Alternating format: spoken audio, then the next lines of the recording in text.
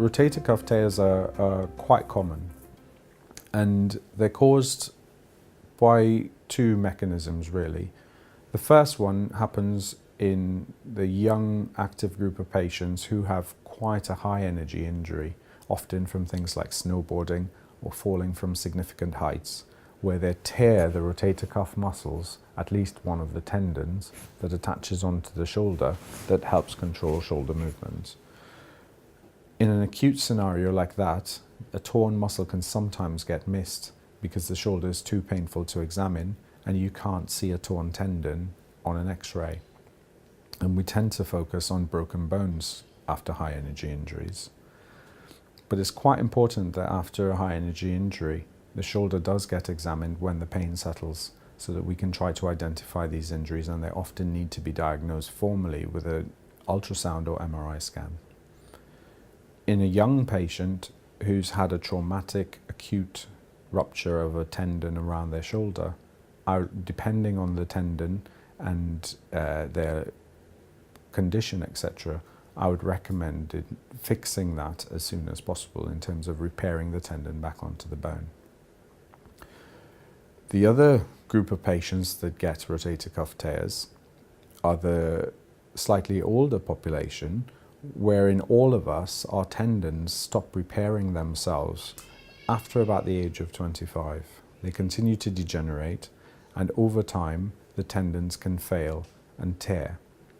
The most common tear is the tendon at the top of the shoulder called the supraspinatus, which brings the arm out to the side. That tendon tends to tear fast, and other tendons in the shoulder can tear. With these chronic tears, we treat these slightly differently. If you look at patients who are 60 years of age, who think that their shoulder is entirely normal, and you did an ultrasound or an MRI scan on them, maybe half of them can have a tear and not know it. If those patients are functioning well and they're not in pain, then I wouldn't treat their shoulders. But if they've got a chronic tear that has become painful and is preventing function, then I would start by trying non-operative management first in the form of an injection to help with pain, a single injection, and physiotherapy. Steroid injections around tendons and around torn tendons is not always recommended, and certainly I wouldn't inject more than once. So if you have a suspected tear of a tendon, then I wouldn't recommend more than one steroid injection. If injections and physiotherapy do not rehabilitate the shoulder enough to get back to normal function, then I'd recommend attempting repair of the tendon. And that's done as a keyhole surgery. It's done, again, I offer this with the patient awake.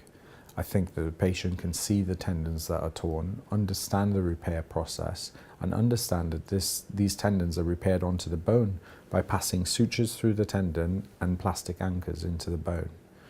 This fragile repair then needs time to heal onto the bone, and therefore the patient will expect to be in a sling for a period of time before they can start their formal rehabilitation with the physiotherapist. Understanding the repair allows them to comply with that rehabilitation.